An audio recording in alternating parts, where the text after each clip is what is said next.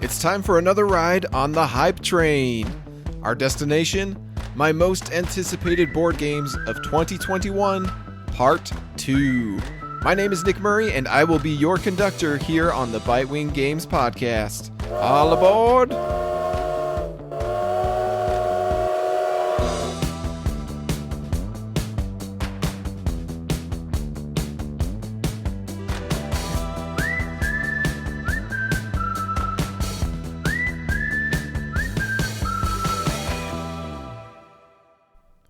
As we Northern Hemispheres enter the heart of summertime, with outdoor adventures ever beckoning, this time of year is also a period of peak buzz for gamers.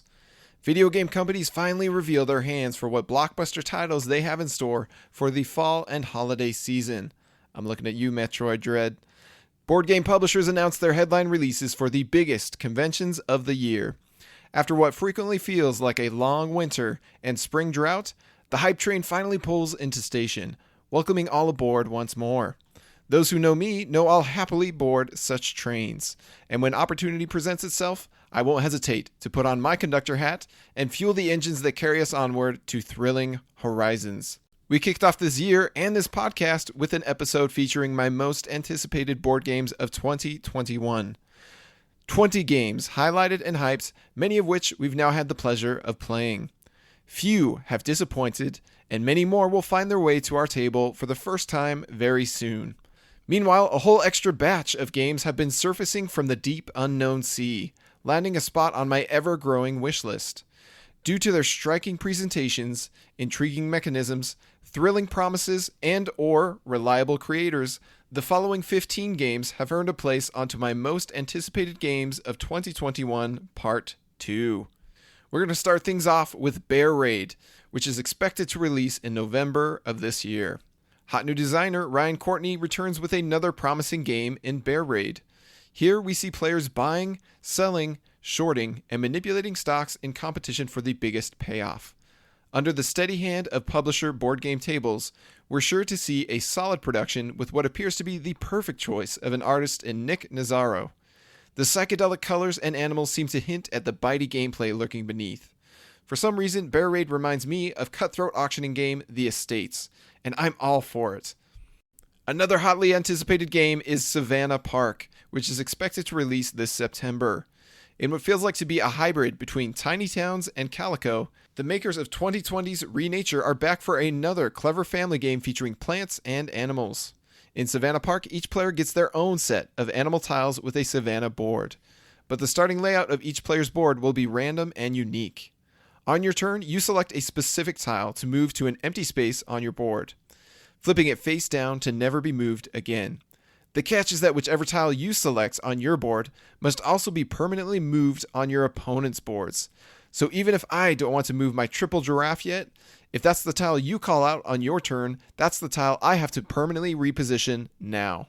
By grouping species together, protecting them from wildfires, and giving herds more watering holes, you'll maximize your score at the end of the game. Under the steady hand of designers Wolfgang Kramer, who did Renature and El Grande, and Michael Kiesling, who did Renature and Azul, Savannah Park is likely to be a hit for gamers of all ages. Next, let's talk about Factory Funner, which is expected to release in November of 2021. Perhaps in a similar vein to industry darling Galaxy Trucker, Factory Funner features real-time tile drafting combined with spatial puzzling across personal player boards.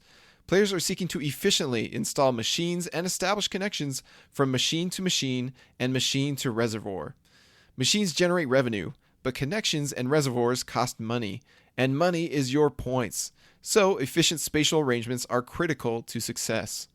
The player who analyzes the machine options fastest, snatches the best ones for themselves first, and arranges them on their board most efficiently will become the champion. It looks like a crunchy hoot to me. Plus, this is just a nice looking makeover that Board Game Tables has given the production. Moving on, let's talk about The Great Zimbabwe, expected to release quite soon in July or August. Alright, this isn't exactly a 2021 release, but it is a fresh 2021 printing of an extremely difficult to find classic from legendary publisher Splotter. Rather than microwaving your brain with the speedy spatiality of Factory Funner, why not slow roast it in the heavy strategic Great Zimbabwe? This one is described as a logistic economic game in which players are tribal leaders in Africa trying to please the gods by building monuments. It features a central, highly interactive board of building and developing monuments, bidding with cow tokens to manipulate turn order, and logistical optimization to deliver goods from craftsmen. Players can also receive aid from gods to evolve their abilities, but doing so increases your personal victory threshold. So do you summon the great powers that be in hopes of a snowballing economy, or lunge for the easier victory before opponents can get their engine going? Another game that I'm hotly anticipating is Ghosts of Christmas, expected to release this November. I've encountered many interesting trick-taking games over the past few years, but that didn't stop Ghosts of Christmas from catching my attention with its fascinating premise. Themed after the classic Charles Dickens story, A Christmas Carol, tricks can be played into the past, present, or future.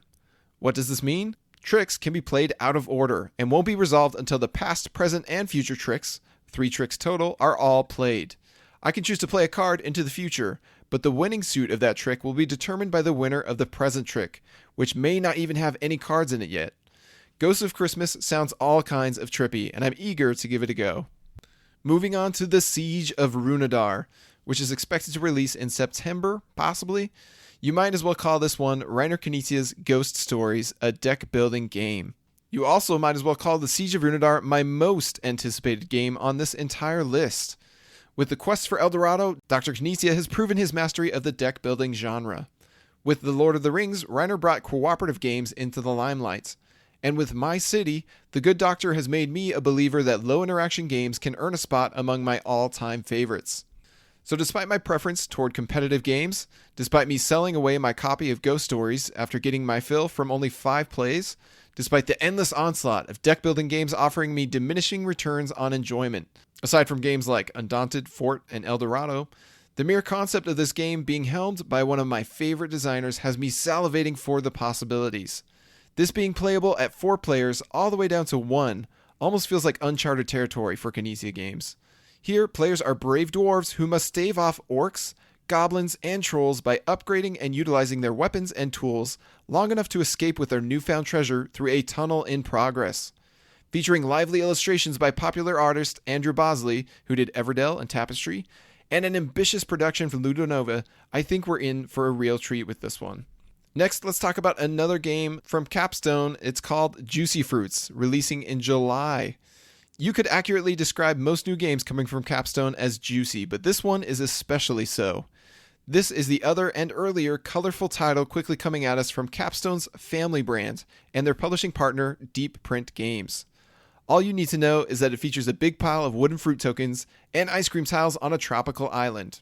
Enjoy!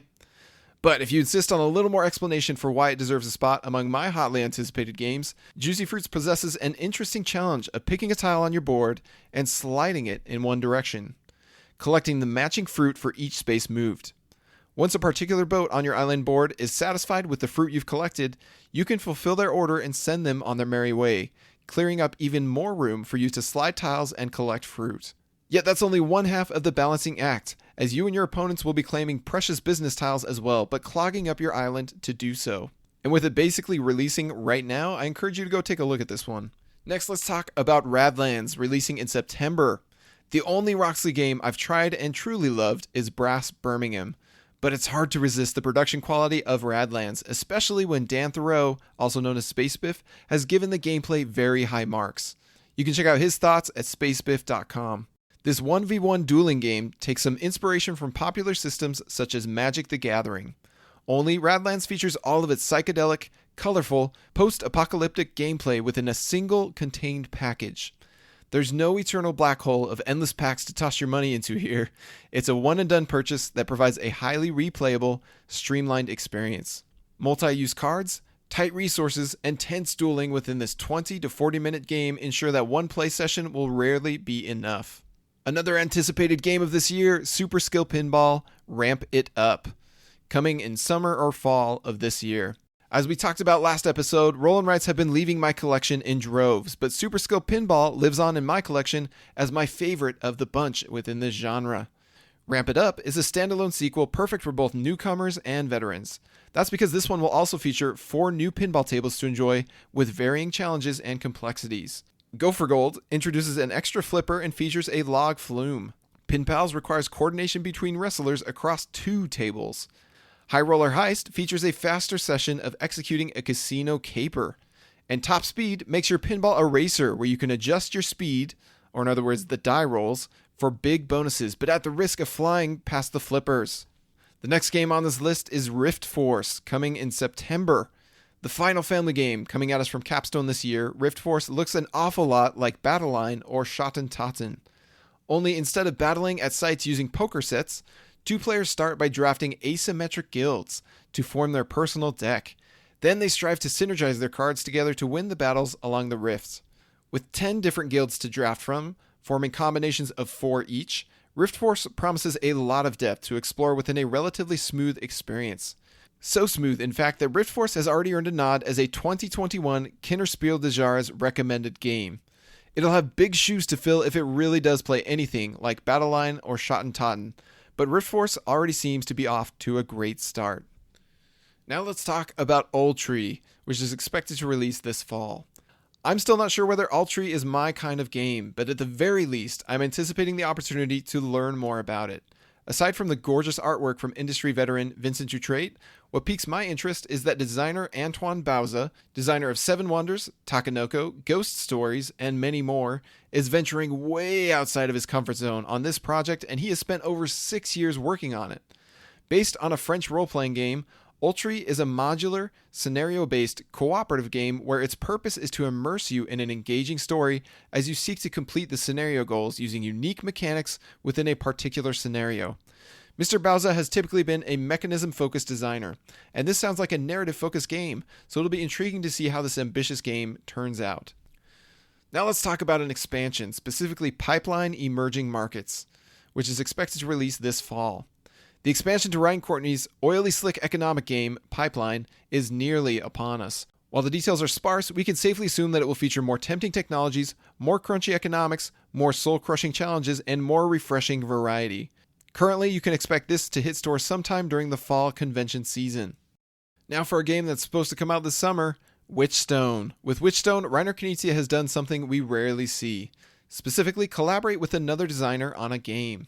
Apparently, Martino Chiachiera took inspiration from Knizia's classic abstract design, Ingenious, and approached him with an idea for a more complex Euro featuring Ingenious' hexagonal domino mechanism. They've teamed up to give us this game, which will release very soon. Players place these tiles on their personal board and trigger actions for matching the placed tile with adjacent groups. I've heard several critics now refer to this game as feeling more like a Stefan Feld design than a Reiner Knizia design. Basically, every action you take or strategic path you follow will score you points, making this a very point-salady affair. Now for a very different kind of game, Summoner Wars 2nd Edition, which should release in July. Summoner Wars 2nd Edition is one of those upcoming games that is far too praised for me to ignore. Space Biff, Shut Up and Sit Down, and Tom Vassell of Dice Tower all have great things to say about it. Not even the generic theme and dice combat can scare me off from this one now.